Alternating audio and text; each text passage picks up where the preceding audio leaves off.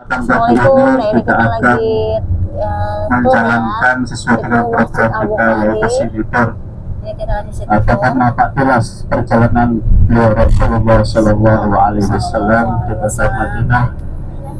Mudah-mudahan perjalanan kita di pagi hari ini untuk berkunjung ke tempat yang bersejarah, mudah-mudahan diberi kelancaran oleh Allah Subhanahu wa Ta'ala. Amin. Dan mohon maaf atas keterlambatan bus kita karena sudah dikonfirmasi semalam. Perjalanan kita ini selalu dalam lindungan Allah Subhanahu wa Ta'ala. Amin. Allahumma Bismillahirrahmanirrahim. Bismillahirrahmanirrahim. Allahu Akbar. Allahu Akbar. Allahu Akbar. Allahu Akbar. Allahu Akbar. Allahu Akbar. Subhanalladzi Subhanalladzi sakhkhara lana hadza sakhkhara lana wa ma kunna wa ma kunna lahu muqrinin lahu muqrinin wa inna ila rabbina wa inna ila rabbina lamunqalibun.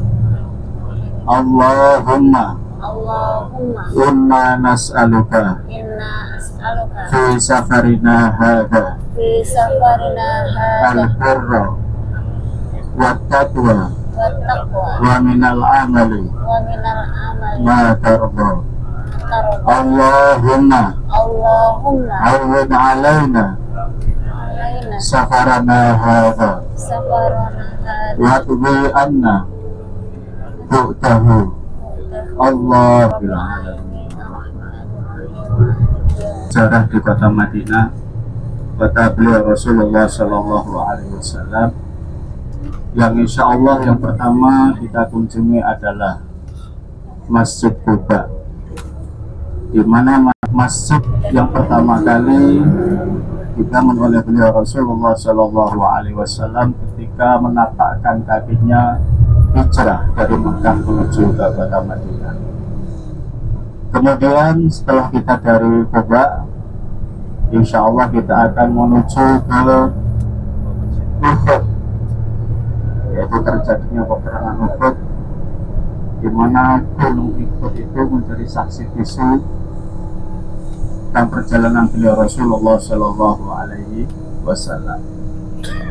Baik Bapak sekalian, jamaah yang dirahmati oleh Allah, setelah itu kita akan diajak mungkin ke kebun kurma. Kebun kurma salah satu penghasilan bumi yang terbesar pada zaman itu, yaitu yang dikenal dengan kurmanya. Dan model kurma, macam kurma ini sangat banyak sekali, sampai saya sendiri juga nggak hafal nama-nama kurma itu. Namun ada satu kurma yang mempunyai kelebihan dan keutamaan, yaitu kurma ajwa ataupun kurma nabi, yang mempunyai nilai tinggi di Allah Subhanahu wa Ta'ala. Kemudian kita insya Allah akan melewati Masjid Qiblatan, masjid yang punya dua kiblat, di mana kaum muslim pada zaman itu ketika beribadah kepada Allah Subhanahu wa Ta'ala tidak berkiblat kepada Baitullah ataupun Ka'bah al-Musyarrafah, akan tetapi terlebih dahulu berkiblat kepada Masjidil Aqsa yang ada di Palestina saat ini. Nah, disitulah terjadinya pemindahan. Kemudian kita insya Allah akan berkunjung ke Khandaq ataupun perang Parit. Nah, ini Bapak Ibu, di sebelah kiri kita ini ada masjid kecil. Ini namanya Masjid Abi Dzar Al-Ghifari, sahabat Nabi salah satu, yaitu Abi Dzar. Kemudian di depan sana ada masjid pula. Jadi di sini tidak ada namanya surah ataupun mushola ataupun langgar, semua menjadi nama masjid. Hanya pembedaannya masjid dibuat sholat Jumat ataupun tidak dibuat sholat Jumat. Nah, di depan kita ini ada masjid sebelah kiri, ya persa Bapak Ibu. Di sebelah kiri ada masjid menara warna hijau kubahnya. Itu namanya Masjid Bilal bin Rabah, salah satu sahabat Nabi yang menjadi orang yang pertama kali mengumandang azan waktu sholat, yang ditunjuk langsung oleh beliau Rasulullah Shallallahu Alaihi Wasallam. Jadi orang Bilal bin Rabah ini dari kulit hitam. Jadi kalau saat ini Ethiopia, tapi suaranya tidak meragukan lagi. Ini namanya sahabat Bilal bin Rabah. Baik sekalian jamaah yang dirahmati oleh Allah, kita berbicara dari awal yang kita lewati tadi, diantaranya adalah Masjid Al-Bukhari.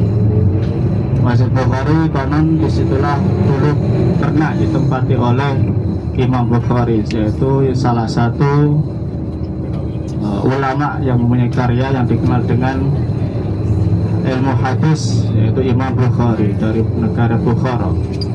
Kalau saat ini dari mana? Uzbekistan ya, Uzbekistan. Kemudian tadi yang kita lewati juga ada Masjid Ijabah.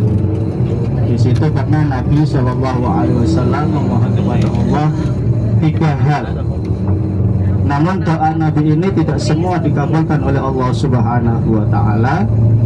Hanya 2 yang ditolak. Satu di antara doa Nabi di Masjid Ijabah itu adalah agar umat Muhammad Shallallahu Alaihi Wasallam tidak dibinasakan sebab adanya banjir bandang.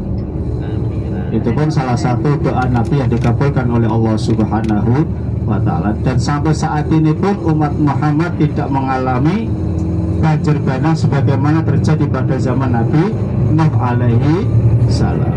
Pada zaman Nabi Nuh, semua yang tidak beriman kepada Allah Subhanahu Wa Ta'ala digulung oleh Allah lewat banjir bandang, dan bahkan istrinya dan anaknya pun juga dibinasakan atas adanya banjir bandang itu karena tidak beriman kepada Allah Subhanahu Wa Ta'ala. Nah, itu tidak terjadi pada umat Muhammad Shallallahu Alaihi Wasallam. Kalau itu terjadi hanya sebagian kecil, sebagaimana tsunami yang di Aceh beberapa tahun yang lalu. Tidak semua umat Muhammad Shallallahu Alaihi Wasallam mengalami sebagaimana terjadi pada zaman Nabi Nuh alaihi salam. Itu salah satu doa yang dikabulkan oleh Allah Subhanahu Wa Ta'ala. Kemudian permintaan Nabi yang kedua terjadi pada Masjid Ijabah itu adalah agar umat Muhammad Shallallahu Alaihi Wasallam tidak dibinasakan sebab adanya kelaparan. Alhamdulillah Bapak Ibu, sampai detik ini kaum muslimin khususnya di Indonesia tidak pernah mengalami kelaparan sebagaimana zaman-zaman dulu, sampai meninggal dengan sendirinya, mati dengan sendirinya, dan bahkan kita makani lebih dari 3 kali sehari. Itu karena berkat doa beliau Rasulullah Shallallahu Alaihi Wasallam. Dan kita sampai detik ini dan kita hadir di tempat ini sebagai bukti syukur kita kepada Allah Subhanahu Wa Ta'ala atas doa-doa Nabi Muhammad Shallallahu Alaihi Wasallam.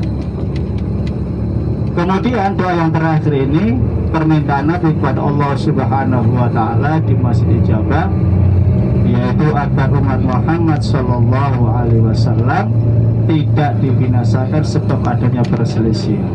Nah, zaman saat ini Bapak Ibu, mohon maaf, zaman banyak fitnah, di mana-mana fitnah bertebangan, apalagi di medsos. Itu salah satu yang sangat bahaya yang dikhawatirkan oleh Nabi Muhammad Shallallahu Alaihi Wasallam kepada umatnya. Nah, itu salah satu yang tidak dikabulkan oleh Allah Subhanahu Wa Ta'ala. Hati-hati zaman saat ini ngeri. Kalau kita melihat medsos, semua orang bebas berbicara, tapi tidak bisa dipertanggungjawabkan atas omongan dan perilakunya.